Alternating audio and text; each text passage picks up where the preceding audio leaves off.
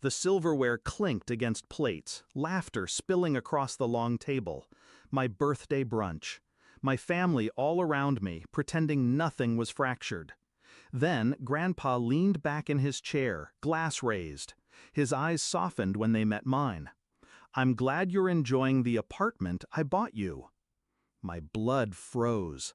I whispered just loud enough to slice the air.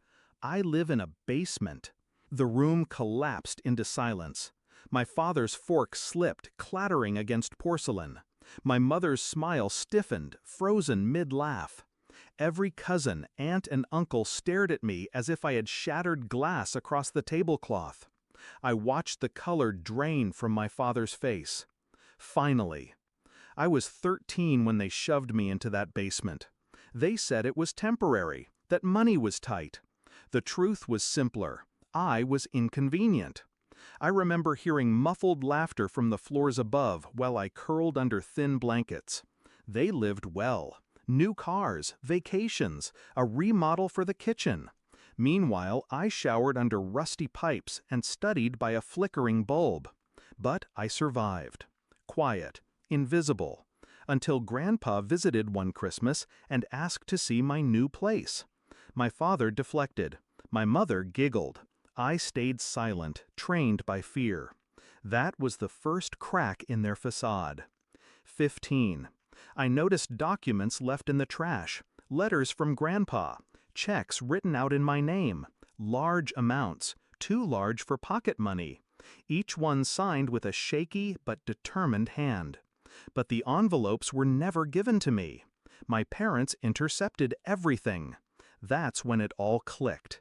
Their sudden new cars, the expensive vacations, the smug way they looked at me when I asked for books or clothes. They weren't just neglecting me, they were stealing from me. I didn't rage. Rage was useless. Instead, I started collecting. Evidence, copies of bank statements, discarded envelopes, even recordings, little snippets of conversations I wasn't meant to hear. Patience became my weapon. By 21, I had pieced together the full picture. Grandpa had bought me an apartment, paid for it in full, a safe place where I was supposed to live. But my parents sold it behind his back, forged my signature, and funneled the money into their own accounts. That was the night my fury crystallized into clarity. I wouldn't confront them, not yet. I'd let them keep thinking I was weak, voiceless, beaten. I waited, planned. The turning point came when Grandpa's health began to fail. He called me into his study one evening, his voice frail but sharp. "I left you that apartment. Why aren't you living in it?" I didn't answer. I didn't have to. He saw the truth flicker in my eyes. That night I showed him everything. Scanned documents, forged deeds, the recordings. His hands trembled as he scrolled through it all. Then he looked up, eyes blazing despite his fragile body. "We'll fix this." So we did. With his lawyer, we built a case so airtight it could strangle. Forgery, theft, fraud. He rewrote his will, line by line, with surgical precision.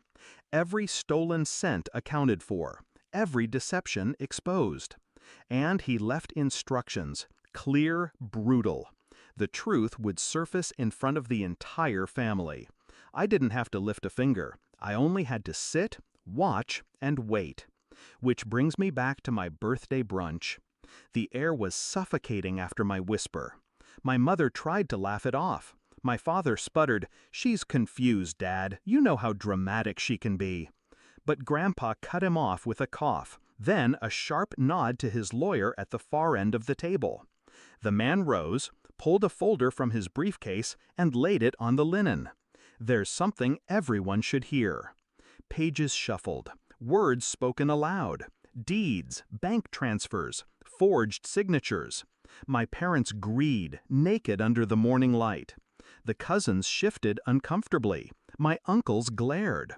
My mother's face drained of its smugness, replaced by a hollow terror. And my father? My father just stared at me, jaw slack, as if seeing me for the first time. By the time the lawyer finished, silence smothered the room. Then Grandpa spoke, voice thin but cutting. "You robbed my granddaughter. You stripped her dignity, her childhood. You thought you buried the truth in shadows, but shadows always vanish in light. The will was clear.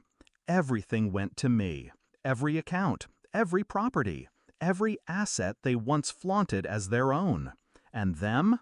Disinherited, exposed, left with nothing but shame. I sat still, composed, my hands folded in my lap. I didn't smile, I didn't gloat. I just watched.